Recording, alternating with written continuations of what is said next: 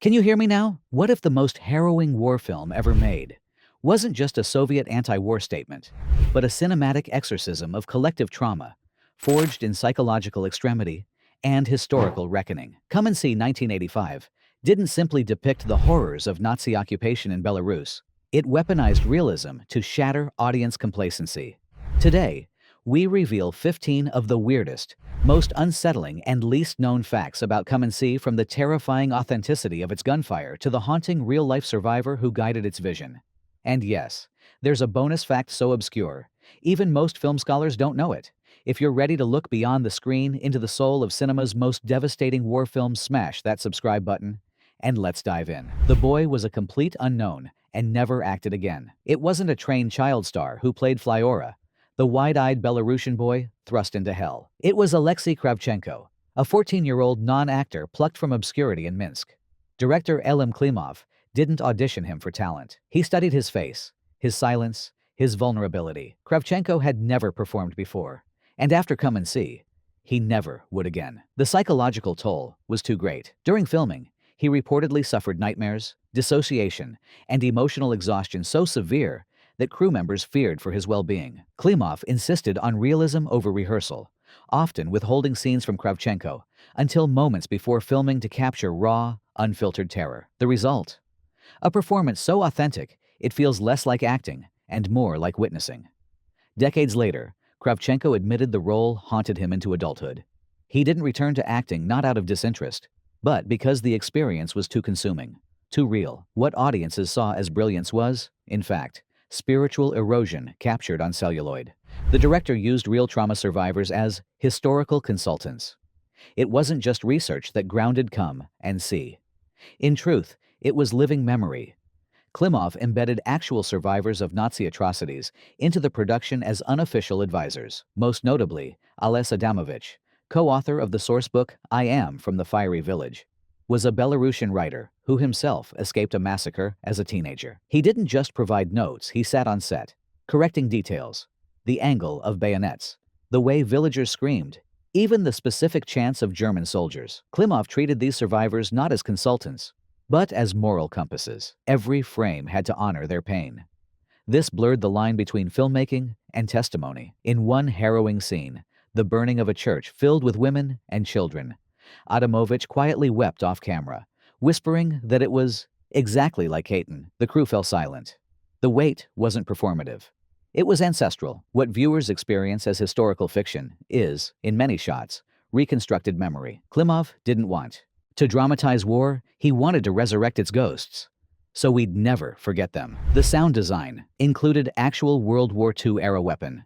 It wasn't canned gunfire or digital effects that made the bullets in Come and See feel terrifyingly close. It was the real thing.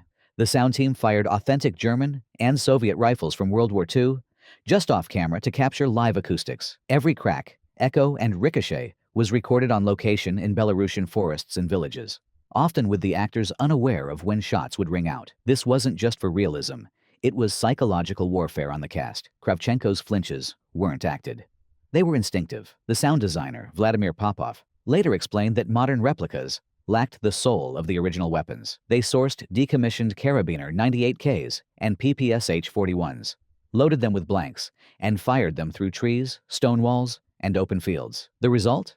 An auditory landscape so visceral that many viewers report physical anxiety during battle sequences. Not simulation, but sonic immersion. What audiences hear isn't a movie sound effect. It's the echo of history screaming back. The film was almost banned by Soviet censors. It wasn't just Western audiences who found Come and See too intense. The Soviet state nearly buried it. When Klimov submitted the final cut in 1985, the Ministry of Culture recoiled. Officials called it too graphic, depressing, and potentially destabilizing. At a time when Gorbachev's glasnost encouraged openness, Come and See pushed too far. It didn't glorify Soviet heroism.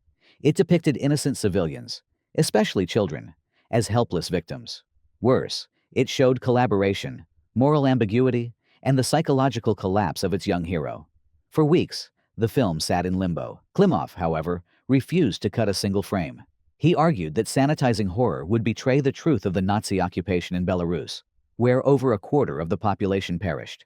In a rare victory for artistic integrity, the censors relented, but only after high-ranking officials viewed it privately and were moved to tears. The film premiered domestically in late 1985 to stunned silence, then thunderous applause. Not propaganda, but reckoning. The lead actor was hypnotized to achieve emotional realism. It wasn't tears on cue or method acting tricks that gave Flyora's face its shattered expression. Klimov used clinical hypnosis.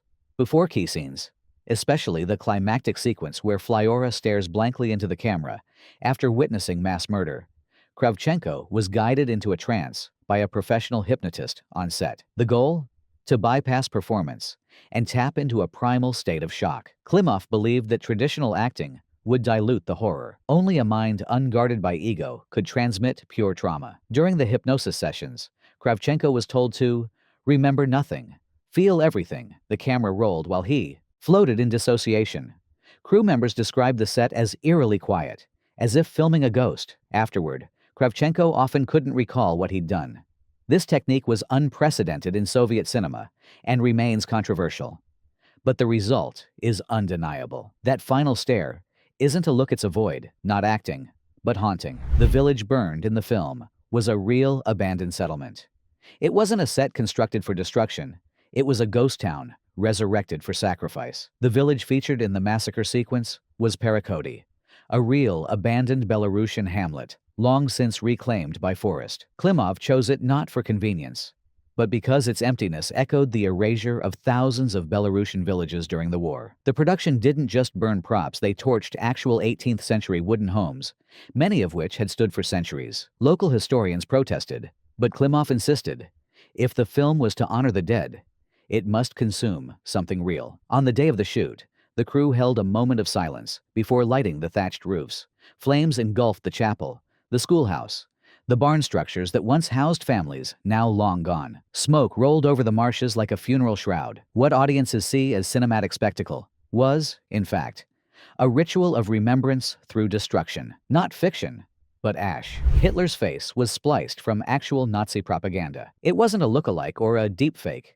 It was Adolf Hitler himself. In the surreal montage where Flyora fires a pistol into a portrait of the Führer, the footage of Hitler laughing and gesturing is lifted directly from Leni Riefenstahl's 1934 Nuremberg rally films. Klimov didn't recreate these moments. He weaponized archival material. The effect is chilling. As bullets strike the dictator, the original film grain flickers, linking cinema's past to the boy's present rage. Soviet archives granted rare access to these reels, and Klimov spliced them with deliberate dissonance, joyful crowds juxtaposed with screams of dying villagers. This sequence wasn't just symbolic. It was historical retribution through editing. The audience doesn't just see Hitler. They see the machinery of propaganda that enabled genocide, now being shot apart by a child's helpless fury. Not metaphor, but archival justice. The crew endured brutal conditions, comparable to war. It wasn't a comfortable shoot. It was a campaign of endurance. Filming took place in the Pripyat marshes, one of Europe's most inhospitable landscapes. Temperatures soared above 100 degrees Celsius in summer, while mosquitoes swarmed in clouds so thick they obscured vision. In winter, the mud froze into jagged trenches. Crew members slept in tents without running water. Food was scarce. Morale fragile. Cameraman Alexander Rogoshkin later recalled carrying 60-pound film equipment through waist-deep water for hours. Actors wore the same soiled costumes for weeks to maintain continuity and authenticity. Illness spread. Tempers flared, yet no one quit. Why? Because Klimov framed the shoot as a moral mission. We are not making a film, he told them. We are bearing witness. The exhaustion wasn't incidental. It mirrored the suffering depicted on screen. Not a production, but pilgrimage. The director destroyed his own earlier films after making this one. It wasn't just a career pivot. It was artistic self-immolation. After completing Come and See, Elem Klimov refused to direct another narrative film for the rest of his life. He called his earlier satires and comedies trivial in the face of such horror. In private, he reportedly burned reels of his past work, declaring he could no longer contribute to entertainment when truth demanded confrontation. His final cinematic act was editing a documentary about the Katyn massacre, a real atrocity that inspired the film's church-burning scene. Klimov's silence post-1985 spoke louder than any sequel. He had said all he needed to say. For him, Come and See wasn't a movie. It was a tombstone for his former self.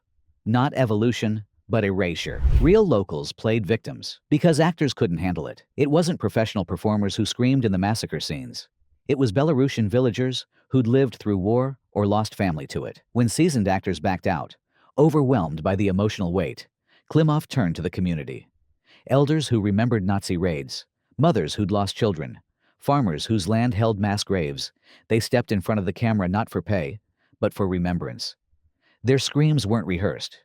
Their tears, not glycerin. In one take, an elderly woman playing a grandmother broke down sobbing mid-scene, clutching a prop doll as if it were her real grandchild. The crew kept rolling. Klimov believed only those who carried memory in their bones could convey its weight. What looks like performance is, in truth, collective mourning. Go ahead and like and subscribe, because stories like this remind us why cinema matters, not spectacle, but testimony. The film's score uses a haunting 19th century folk song. It wasn't a sweeping orchestral score that gives Come and See its emotional backbone. It was Amid the Flat Marshland, a Belarusian folk lament originating in the 1800s. Composer Oleg Yanchenko deliberately avoided original music, choosing instead to resurrect this centuries-old melody that traditionally mourned personal loss. In Klimov's hands, it becomes a national elegy, echoing through scorched forests and abandoned villages like a ghost. The song's sparse, modal structure, haunting in its simplicity, resurfaces multiple times, but never more powerfully than in the final act, where it's sung a cappella by a children's choir. Yanchenko recorded this version in a single, uninterrupted take inside a crumbling rural church, using the natural acoustics of the space to amplify its raw, spiritual weight. There are no violins swelling for effect, no dramatic crescendos, just pure, unadorned grief. The result transcends cinema. It feels less like a soundtrack and more like the land itself, whispering its sorrows. This wasn't mere composition. It was cultural reclamation, a sonic heirloom passed down through trauma, now reborn as cinematic truth. The audience doesn't just hear the music, they inherit its sorrow. The camera techniques were designed to induce dizziness. It wasn't accidental chaos, it was calculated disorientation. Cinematographer Alexei Rodionov, under Klimov's exacting direction, engineered every shot during trauma sequences to unsettle the viewer physically and psychologically. Handheld cameras jerked unpredictably. Extreme close-ups on Flyora's dilated pupils filled the frame. Dutch angles tilted the world off its axis. In bombardment scenes, the camera spins wildly, or blurs into abstraction, mimicking sensory overload during shell shock. Klimov insisted that stability betrayed reality. If it's stable, he told his crew, it's false. To deepen immersion, the team strapped lightweight cameras directly to Alexei Kravchenko's chest during frantic escape sequences, making the audience feel every gasp, stumble, and heartbeat. Test screenings reportedly left some viewers dizzy or nauseated, but Klimov refused to soften the vision. This wasn't about style.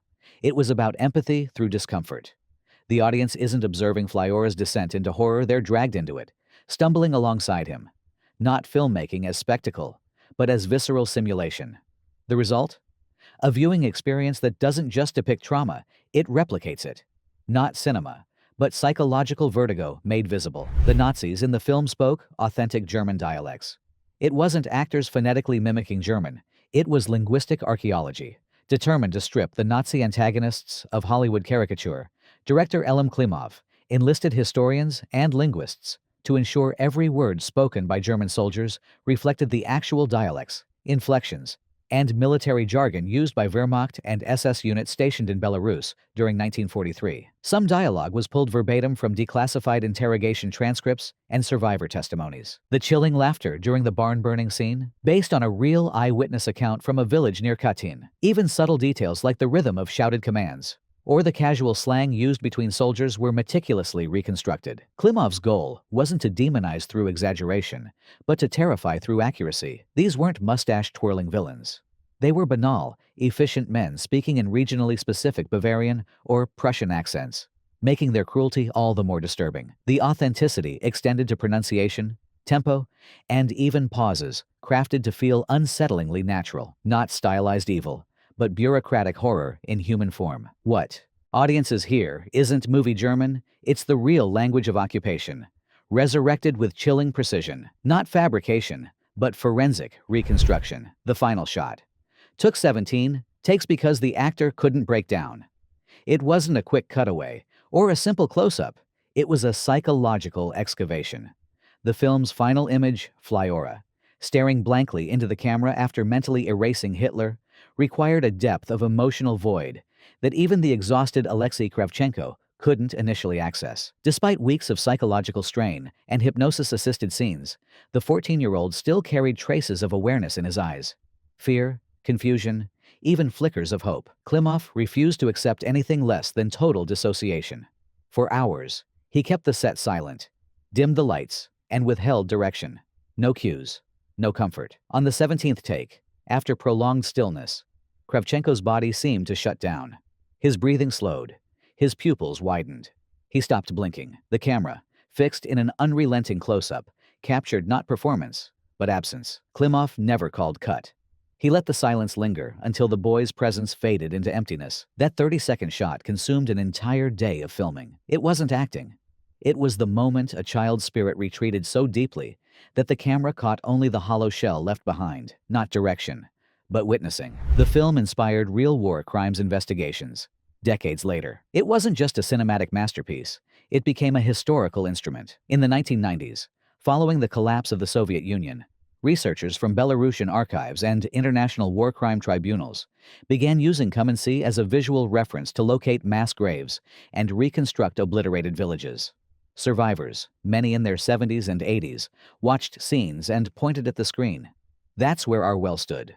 Or, the church burned exactly like that in Pleshinitsy. Klimov's obsessive commitment to accuracy, down to the species of trees, the design of peasant huts, and the pattern of fence posts, made the film an unintentional forensic archive. Even the flight path and sound of the Stuka dive bombers matched Luftwaffe mission logs. Historians cross-referenced the film with wartime maps and testimonies, leading to the identification of previously unmarked massacre sites. Klimov had set out to make an anti-war statement, but he inadvertently preserved tangible evidence of crimes the world had nearly forgotten. Not fiction dressed as truth, but truth preserved through fiction. Decades later, his art didn't just move audiences. It helped bring closure to families and justice to the voiceless. Not a movie, a monument. Come and See endures not because it's a war film, but because it's an act of remembrance forged in sacrifice. It reminds us that behind every frame of beauty or horror lies human cost. So if this video opened your eyes, like, subscribe, and hit the bell for more untold stories from cinema's shadows. Because some truths aren't just seen, they're felt. Look closer. There's always more beneath the surface.